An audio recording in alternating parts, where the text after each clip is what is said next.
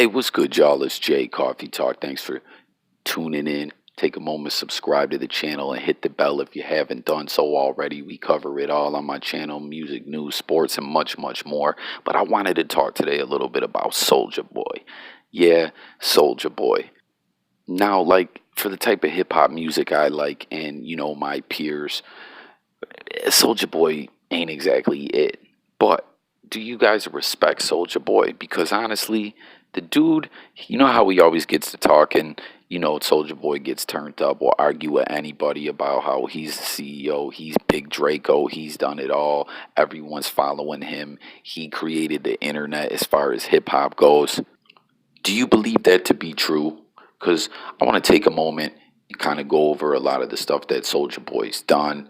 And, do you respect him? Is he a hustler? Is he an entrepreneur? Did he change it all up for what's going on nowadays as far as with streaming and different things that artists are doing now via social media and all that? Because the internet did change the music industry. This first started when Napster was really hitting back in 2000, and all these artists, it was like dude from Metallica, Dr. Dre, a lot of other artists got together and was like, yo, we can't have this. We're losing a lot of money. Like, what are we going to do? And, they sued Napster and everything, and I believe they might have, I don't know if they shut Napster down or they got some money out of them, or, what they really accomplished. But it really didn't matter, because with the internet, someone could just continue to make these file sharing sites. It wasn't going to be anytime soon that we seen the death of these file sharing sites. We seen Napster, LimeWire, FrostWire. What was that one later on? BearShare. There was all kinds of sites like that, and because users were uploading, files. And, the way it all worked, like a network where people downloaded it from each other, there was really nothing that could be done. So the artists were going to have to find a different way to monetize their stuff. It was never going to be like before, where, they could just put out a record, promote the record, drop a music video and a single, maybe go on tour, different stuff like that, and just get paid, just get filthy rich off it. They were going to have to become more creative, grind harder, and, really get back to the basics and figure out how to do this. And that's a good place to kind of start when talking about Soulja Boy. Soulja Boy LimeWire, what I just mentioned, was a really interesting, thing that he did, and a lot of people followed suit, followed the trend that he created by, putting his song up there, but then putting it under the name of another song that everyone was searching for that was really hitting at that time. Now, I don't know if y'all remember this, but back when I used to download music off there, back then I used to be able to download music and throw it together on a CD and sell it to people. Like, not everyone had the internet like that, where I lived at least. Most people were pretty poor where I lived. Not that I was rich, but we had an internet connection and we had some blank discs to burn CDs. So we was eating off that, among other things. But you might have remember doing that happening, like you go to download a song and it's some totally other song. And it's a smart move. You're going to get a lot of people to download your music, but are they going to take that moment and listen to it and be like, oh, okay, I am feeling this? Me personally, when that happened, a lot of times I got frustrated and I deleted it. You know what I mean? Because I wasn't looking for any new type of music back then. I just wanted to, get what the person that I was making a CD for wanted, or what I wanted. You know what I mean? I wasn't branching out into new genres of music, but nonetheless, it worked for Soulja Boy, as Crank That went viral, and, the rest is kind of history as far as that goes. And we still see that today. A lot of the stuff that he did, bring with the whole Crank That. We see all these dances that everyone's trying to do. I mean, just hit the comments, y'all. How many dances has there been since then? And then the whole challenge thing. We still see that all the time to this day. Every week someone's trying to pop off a new challenge and hoping it goes viral and catches on. And you know what I mean? That's huge. When you've done something like that, it's almost like, you've invented something. That's your baby, It's pretty cool. And I remember recently with Fortnite, with Fortnite, all the dances every week. There was a new, they were uploading a new dance onto the game, and then that kid that was on Saturday Night Live he sued them over that one dance, that floss. Someone was like, yo, why haven't they used none of Soulja Boy's dances? And Soulja Boy was like, yo, my dances are copyrighted. If they want to use mine, they got to cut that check. Well, that's another thing with Soulja Boy to move on to. Is that true? Is his dances copyrighted? I don't know. Maybe they are. But Soulja Boy talks big shit, and it seems to work for him. The dude, like I said, he parlayed all that other stuff into a deal, and he has done a lot like that. As far as with the music. But he has had to revert back to other stuff because the money definitely did slow down for the dude as far as with the music and everything like that, But Soulja Boy would never let you know that for a minute. He'll talk big shit. He'll say all kinds of stuff that I don't even know if it's true or not, But it is what it is. There was a funny interview out there that he did with Adam 22 where he was coming at him with all these different claims that Soulja Boy had made that seemed to be, just too big to be true. And Soulja Boy had some, well thought out, concocted answer for each and every one of them that, probably wasn't true. But it was almost like when a politician is up on a debate or addressing the media, you know what I'm saying? And they're hitting them with these crazy questions, like trying to just get them to stutter and stammer for a minute where, that can go viral on the news, like they had him like that, just kind of like Donald Trump sometimes, man. It seems like he's talking out of his ass.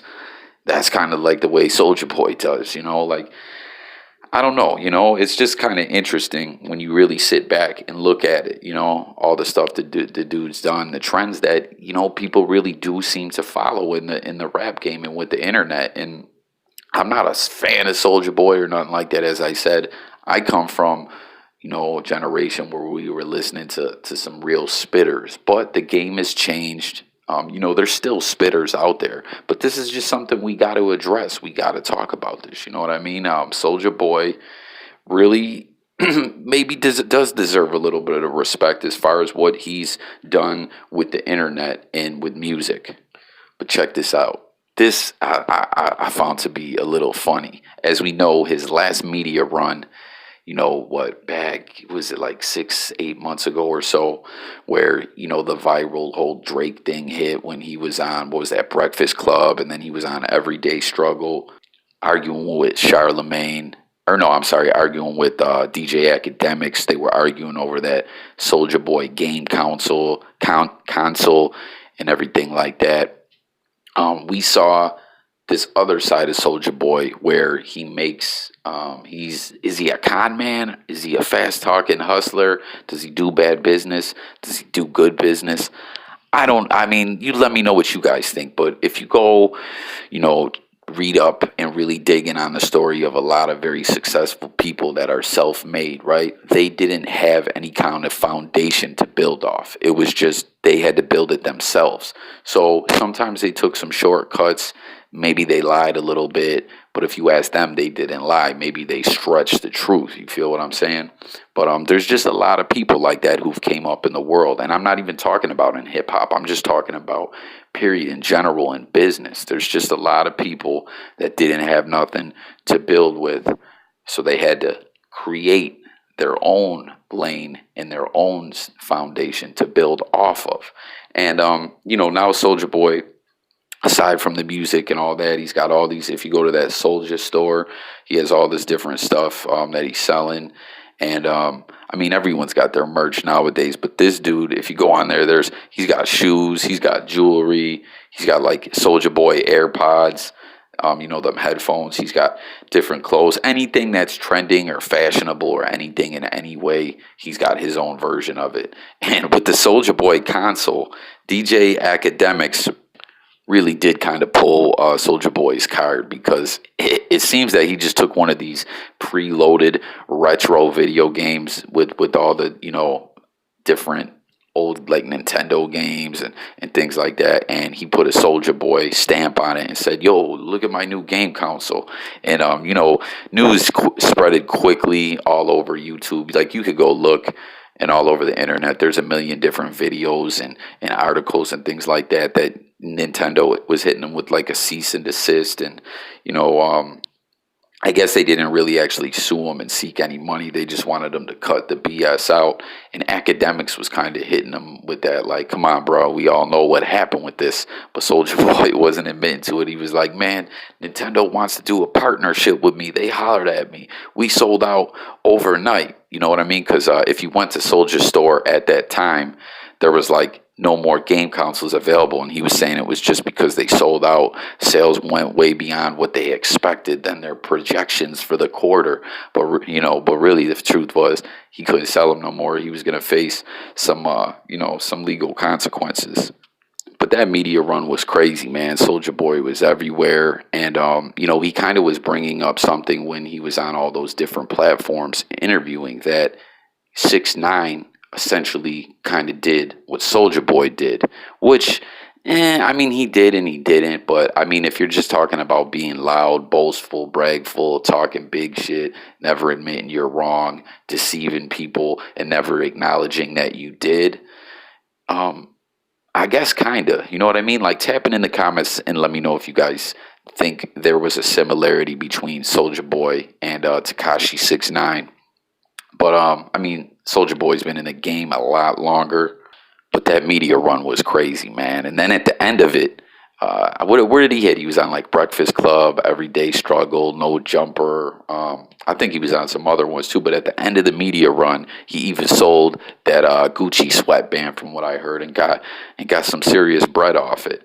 But I mean, what do you think? Like, do you consider Soulja Boy a con man? Like I was saying, like a hustler who's gonna rob you? Like, there's a story out there that he sold Quavo fake lean from Quavo, however you pronounce it, from the Migos. He sold him fake lean.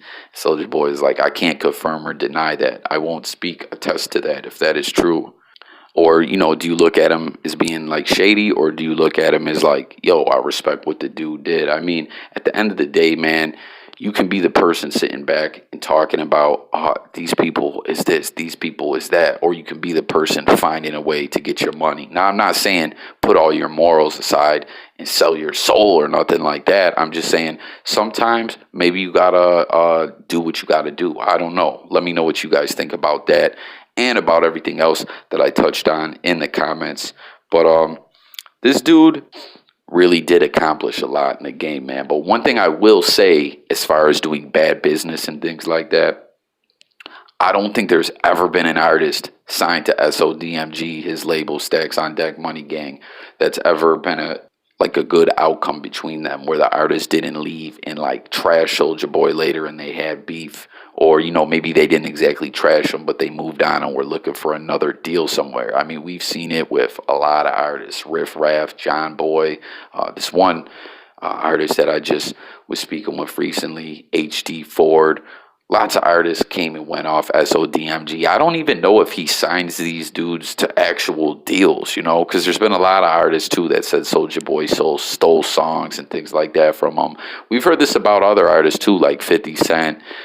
Many other artists are accused of that, stealing people's music. But that's all I really got, guys. Just wanted to tap in, talk about Soulja Boy's run in the game and, what he's accomplished, and hear what y'all think about it. As you guys know, on my channel, that's what it's all about, hearing from you guys, the people, the audience. So tapping in them comments. Make sure to subscribe to the channel, and you got to hit that notification bell. You guys know how YouTube is. You got to hit that bell. And I also cover more music, sports, news, current events, all kinds of stuff. So there's something for everyone on my channel. It's J Coffee Talk signing out. I'm out of here. Peace.